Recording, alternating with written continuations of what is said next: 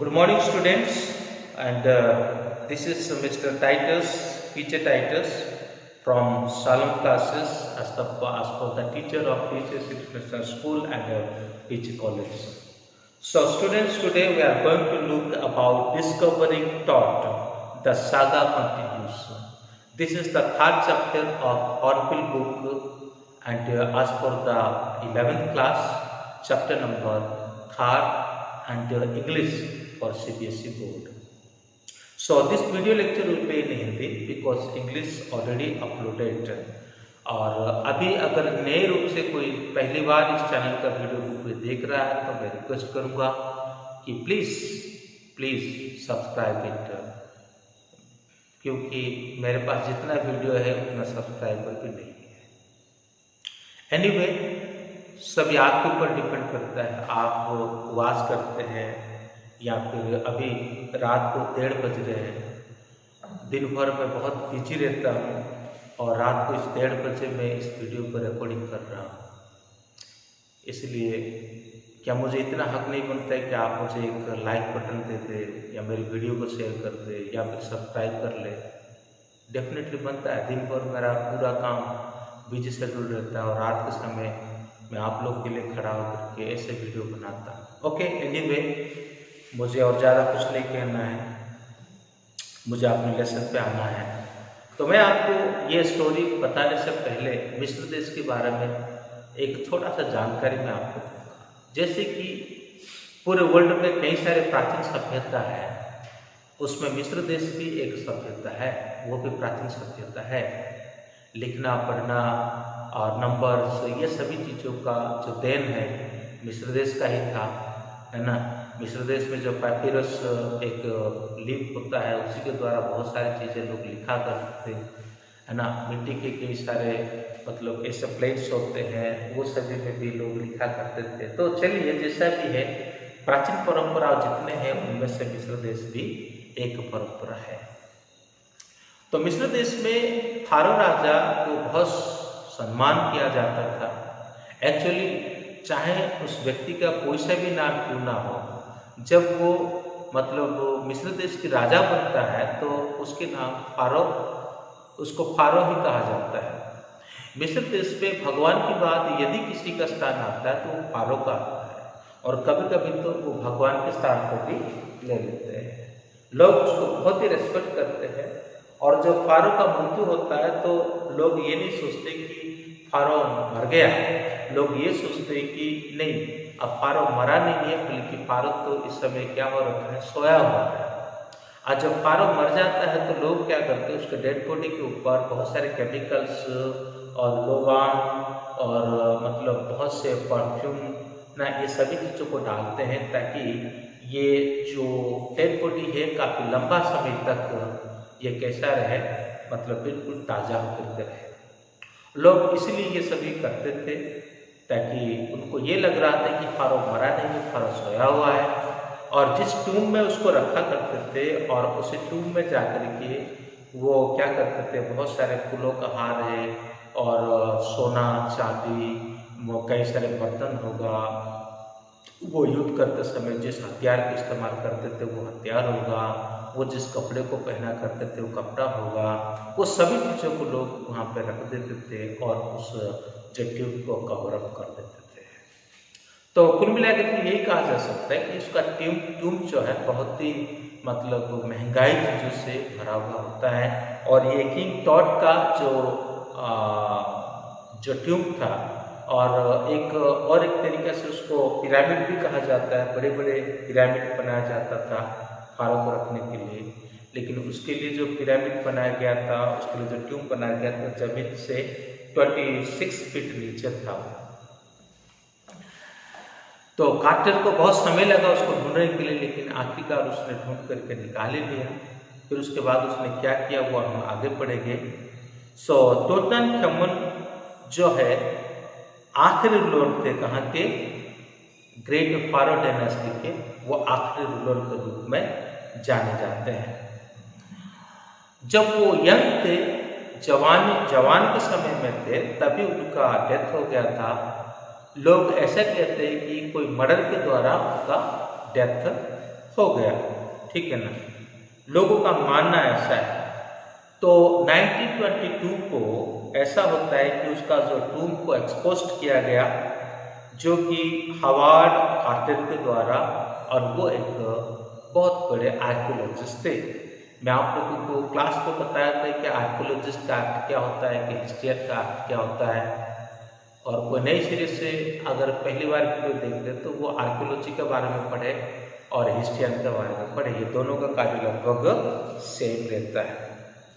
तो तकरीबन 80 इयर्स के बाद उसको सिटी स्कैन किया जाता है, और ये सिटी स्कैन के द्वारा ये पता करने के लिए कोशिश किया जाता है कि उसका डेथ आखिरकार हुआ कैसा, किसी प्रकार से उसका डेथ हुआ है, ऐसा क्या कारण था उसका डेथ का, और जब वो जीवित थे तभी उन्होंने क्या किया था, कैसे अपना जीवन जिया था, ये सब। थोड़ा उसका परिवार के जीवन के बारे में देखते हैं। उसका फादर या तो ग्रैंडफादर का नाम जो है अमनहोतेप थे, और वो एक वेरी पावरफुल लॉर्ड थे, जो कि करीब करीब 40 साल तक उन्होंने क्या किया, मिस्र देश को उन्होंने शासन किया, ठीक है। पर जैसे उनका मतलब सक्सेसर के रूप में अमनहोतेप फोर्थ आ जाते हैं, और वो वहाँ पे शासन करने लगते हैं, लेकिन इतिहास में उनका एक स्ट्रेंज पीरियड आ जाता है, यानी वो क्या करते हैं, थोड़ा अजीब अजीब काम करते हैं, जिसके कारण ये अजनबी और समय इजिप्ट के लिए आता है, जिन्होंने अपना नाम को आखेनहोतेन के रूप में परिवर्तन किया। अमनहोतेप जो फोर्थ थे, उन्होंने क्या किया, अपना नाम को आखेनातेन करके उन्होंने परिवर्तन किया, जिस नाम का मतलब है एथेन, मतलब सर्वेंट ऑफ एथेन, ठीक है। तो वो अपने रिलीजियस कैपिटल को क्या करते हैं, तिब्बत से लेकर के और अमरना में परिवर्तन कर देते हैं, शिफ्ट कर देते हैं। फिर बाद में अन्यूट जो गॉड है उसको आक्रमण करते हैं, उनका जो मूर्ति था उसको फुल्ली डिस्ट्रॉय करते हैं, डिस्ट्रॉय कर देते हैं, और मंदिर को पूर्ण रूप से बंद भी करवा देते हैं। लेकिन ऐसे टाइम पर भी एक मिस्टीरियस घटना होता है, उनका मृत्यु हो जाता है किसी दूसरे रूलर के द्वारा। फिर टूटनखामुन जो है पावर पे बैठते हैं और आते हैं, और 9 इयर्स तक वो शासन करते हैं, ठीक है ना, 9 इयर्स तक वो शासन करते हैं। जब टॉट का मोमिफाइड हुआ तभी ऐसा पाया गया कि बहुत से वेल्थ यानी गोल्ड और ज्वेलरी, ये बहुत चीज़ें पाया गया, और उसी के चलते ये माना जाता है कि सबसे जो मतलब अमीर खजाना जो था वो किंग टॉट का ही ट्यूब में था, ठीक है ना। क्योंकि मैं पहले ही कह चुका हूँ कि लोगों का एक धार्मिक विश्वास था, और इसी के चलते ये लोग क्या करते थे कि बहुत मतलब कीमती गहने, हीरे जवाहरात जो भी है वो सभी चीज़ों को उनके जो मतलब कब्रिस्तान जहाँ पर उनको कवर करते थे, और जिस ट्यूब में उनको रखे जाते थे, उनका डेड बॉडी को वहाँ पे वो रखा करते थे। तो यहाँ पे ऐसा होता है कि कार्टर जो है बहुत ही सालों के बाद, बहुत ही मेहनत के बाद उन्होंने इस मतलब रिसर्च को अंजाम दिया, और जितने भी ट्रेजर्स थे वो सभी ट्रेजर को उन्होंने देखा, जो 3 नेस्टेड बॉक्सेस थे वहाँ पे, और बहुत सारे ट्रेजर भी था, वो सभी को ऑलरेडी कई सारे डिस्प्लेस्ड हो चुके थे, लेकिन उस सभी को उन्होंने रिसर्च किया। तो रिसर्च करते करते उन्होंने देखा कि लगभग 26 फीट रॉक पॉट जो जमीन के अंदर था, और वहीं पे उनका डेड बॉडी ग्राउंड में पाया जाता है, और वहाँ जो वॉल था वो भी बहुत अच्छी तरह से पेंटिंग किया हुआ पाया जाता है। तो ये इस प्रकार रिवील करता है कि ये लगभग मार्च या अप्रैल मंथ में, और ये यहाँ का जो सामान था, गेरलैंड वगैरह जो फूल वगैरह जो देखा गया, पाया गया, और कुछ सामान उसमें पाए गए, उसी के चलते वो ये महसूस करते कि हाँ ये जो है कब की बात है, लगभग मार्च और अप्रैल मंथ की ये बात होगा। तो डेड बॉडी जो है गम से और लोबान से क्या हो चुका था, बिल्कुल पेस्ट हो चुका था। ओके, उसका जो लोएस्ट पार्ट है वो कॉफिन बॉक्स पे क्या है कि गोल्ड से बना हुआ था, तो गोल्ड के साथ चिपक गया था और ये बहुत मुश्किल काम था और उसको किसी भी तरह से हिलाना डुलाना नहीं हो पाया। डेड बॉडी को बाहर निकालने के लिए कोशिश किया, निकाल भी नहीं पाए, ठीक है। और फाइनली उसको क्या की कि मतलब वो कड़ाके धूप में, मिस्र देश में अक्सर धूप होता है, अफ्रीकन कंट्री में धूप ज़्यादा होता है, ये सभी को पता है। तो मिस्र में जो कड़ाके धूप था उस धूप में उसको रख दिया ताकि सूरज का रोशनी से क्या हो सके कि ये जो रेसिंग से ये सभी पिघल जाए, ये जो गम जो है ये सभी पिघल जाए। लेकिन ऐसा कुछ नहीं होता है और जितना भी मेहनत करते हैं फिर भी वो मेहनत बेकार आ जाता है। सो लास्ट में और उसका जो डेड बॉडी को निकालने के लिए उनको चीजेल, हमर ये सभी का इस्तेमाल करना पड़ता है क्योंकि उसके अलावा और कार्टर के पास कोई दूसरा विकल्प भी नहीं था, ठीक है ना। उसके अलावा कार्टर के पास दूसरा विकल्प भी नहीं था और कहीं ऐसा न हो कि चोर आ जाए और लूट मार करके ले जाए, इसलिए उन्होंने जल्दी जल्दी क्या किया, उस डेड बॉडी को मतलब काट करके उसके भिन्न भिन्न अंग जो है निकालने के बाद जो रेत था उस रेत के ऊपर रखे। फिर उनका जो रिसर्च करना था उसको रिसर्च करने के बाद उसको फिर दूसरा वुडन बॉक्स में रख करके जिस जगह से उसको लाया गया तो उस जगह पर उनको रख देते हैं जो उसका ओरिजिनल प्लेस है। फिर उसके बाद हम देखते हैं कि और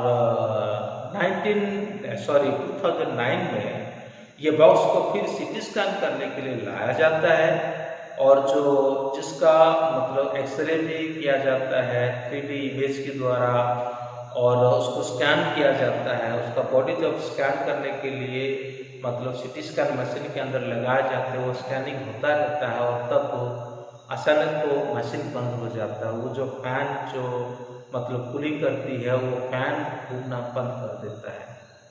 ये मशीन जो है करोड़ों रुपए की है, कोई छोटा मोटा मशीन नहीं है और किसी विशेष संस्था का द्वारा ये दिया हुआ मशीन है ना।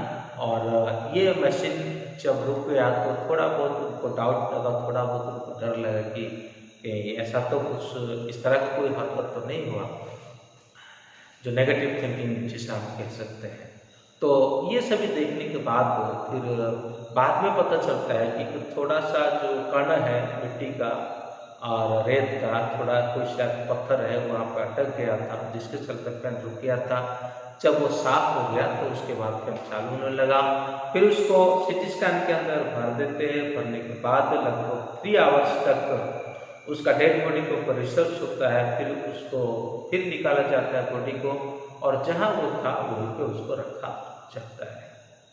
तो इसी रिसर्च के दरमियान यही जानने के लिए कोशिश किया कि उसका मौत कैसा हुआ, लेकिन वो एक मतलब मिस्ट्री होकर के ही रह गया, एक रहस्य होकर के रह गया। कुछ रहस्य ऐसा होता है जो इंसान कितना भी कोशिश कर लेता है उस रहस्य को ढूंढ के निकालने के लिए, वो रहस्य ही बन करके रह जाता है। और यही बात हम इस लेसन में सीखते हैं। इस लेसन के दरमियान हमने मिस्र देश का कुछ ऐतिहासिक घटनाओं का हमने देखा है और यही ऑथर का मेन उद्देश्य था कि इतिहास को हमारे सामने वो साबित करे। कैरेक्टर के रूप में हम देखते हैं कि कार्टर है, फिर शाही हवास है ना, ऐसे एक व्यक्ति होते हैं। मैं आगे चल करके उनका जो कैरेक्टर स्किल्स वगैरह जो बताऊंगा तब मैं उनके नाम सारे को बताऊंगा और काफ़ी सारे इंसिडेंट भी और है वहाँ पे और जो कि हमें पढ़ना जरूरी है। बुक्स को एक बार पढ़ना जरूर, आप जैसे लेक्चर को सुनते हैं और बुक्स को भी बहुत ध्यान से आपको पढ़ना है, तभी जाकर के लेसन को आप पूर्ण रूप से समझ पाएंगे। तो thank you, may God bless you, have a good day. Share करें, कमेंट करें, लाइक करें, जो आप चाहें वो करें। Thank you.